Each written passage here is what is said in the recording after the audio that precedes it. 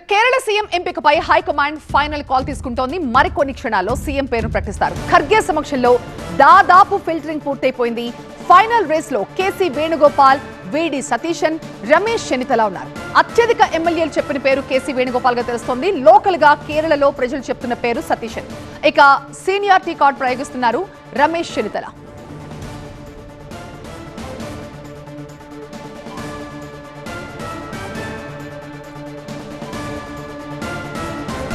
మరి CM seat ఎవరిని వరించబోతుందో ఇవాళ తేలబోతున్నట్టుగా తెలుస్తోంది. మంత్రివర్గ కూర్పుపై కూడా క్లారిటీ వచ్చిందా? మరింత సమాచారం ఢిల్లీ నుంచి మా బ్యూరో చీఫ్ గోపీకృష్ణ అందిస్తారు. గోపీకృష్ణ, ఇవాళ ఒక ఫైనల్ డెసిషన్ వచ్చే అవకాశాలు ఎంతవరకు కనిపిస్తున్నాయి? ఎస్, ఖచ్చితంగా ఈరోజు ఒక ప్రకటన కేరళం సీఎం ఎవరు అనే దానికి సంబంధించి కాంగ్రెస్ అధిష్టానం చేసే అవకాశం ఉంది. ప్రస్తుతం మల్లికార్జున ఖర్గే నివాసంలో కీలక సమావేశం జరుగుతుంది. రాహుల్ గాంధీ అలాగే మల్లికార్జున ఖర్గే ఇద్దరు నేతలు కూడా తదుపరి కేరళం సీఎం ఎవరు అనేది అక్కడ యూడీఎఫ్ 102 స్థానాల్లో విజయం సాధించడం జరిగింది. కాంగ్రెస్ మెజారిటీ స్థానాల్లో గెలుపొందడం జరిగింది. సో 10 రోజులు అవుతుంది ఫలితాలు వచ్చి, అయినప్పటికీ కూడా ముఖ్యమంత్రి ఎంపిక పైన పీఠముడి వీడడం లేదు. ముగ్గురు కీలక నేతలు రేసులో ఉన్నారు.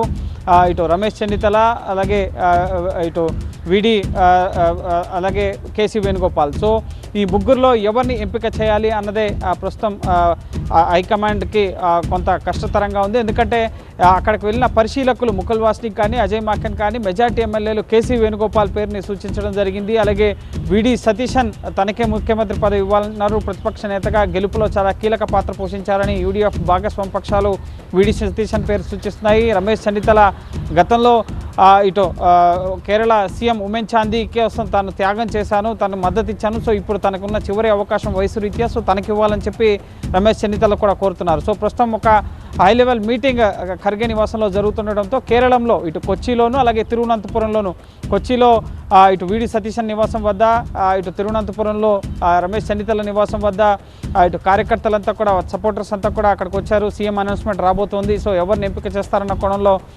నేతల నివాసాల వద్ద వాళ్ళు ఉన్నారు. అలాగే కేసీ వేణుగోపాల్ ఢిల్లీలో ఉన్నారు. కేసీ వేణుగోపాల్కి మెజార్టీ ఎమ్మెల్యేలు మద్దతు ఇచ్చిన నేపథ్యంలో సో ఆయనకి సీఎం పదవిని ఇస్తారా? ఇక్కడ ఆయన రాజ్యసభ ముఖ్యంగా ఎంపీగా ఉన్నారు, అలాగే ఏఐసిసి జనరల్ సెక్రటరీగా ఉన్నారు. కాబట్టి సో ఇప్పుడు ఇక్కడ నుంచి ఆయన్ని అక్కడికి పంపించే ఆలోచన కాంగ్రెస్ అధిష్టానం చేస్తుందా? ఎందుకంటే అహ్మద్ పటేల్ తర్వాత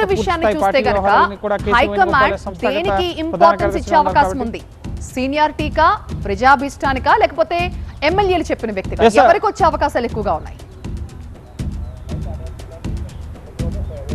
ఎస్, ఇటు పరిశీలకులుగా ముకుల్ వాస్నిక్ అలాగే అజయ్ మాకెన్ గ్రౌండ్ లెవెల్ నుంచి తీసుకున్న రిపోర్ట్, ఎమ్మెల్యేల అభిప్రాయాలు, అలాగే ప్రజాభిప్రాయం, సో అన్నింటినీ కలగలిపి అధిష్టానం నిర్ణయం తీసుకోవాల్సి ఉంటుంది.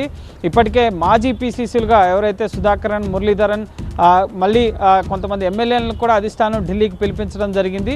సో అందరి అభిప్రాయాలను తీసుకున్న తర్వాత ముగ్గురు నేతలు కూడా చాలా కీలకం. కానీ ఎవరికి ఇస్తే ఎవరు నొచ్చుకుంటారు అన్న ఉద్దేశంలో భాగంగానే కొంత ఆలస్యం అవుతుంది. అలాగే మంత్రివర్గ కూర్పుకు సంబంధించి కూడా ఇండియన్ ముస్లిం లీగ్, కేరళం కాంగ్రెస్, అలాగే కాంగ్రెస్ పార్టీ అలయన్స్లో అక్కడ విజయం సాధించడం జరిగింది. కాబట్టి మంత్రివర్గ కూర్పు, అలాగే ఇటు యూడీఎఫ్ భాగస్వామ్య పక్షాల వాదనని సీఎం ఎంపిక విషయంలో పరిగణలోకి తీసుకోవాలా వద్దా అన్న భిన్నాభిప్రాయాలు కూడా వ్యక్తమవుతున్న నేపథ్యంలో సో ఫైనల్ కాల్ అక్కడ ఎమ్మెల్యేలు కూడా కేరళం సీఎం ఎవరు అనేది అధిష్టానమే నిర్ణయించాలి అని చెప్పి 1 లైన్ రిజల్యూషన్ చేసి ఢిల్లీకి పంపించడం జరిగింది. సో వారం రోజులుగా ఢిల్లీ వేదికగానే చర్చోపచర్చలు జరుగుతున్నాయి. ఒక ఏకాభిప్రాయం అనేది రావడం లేదు.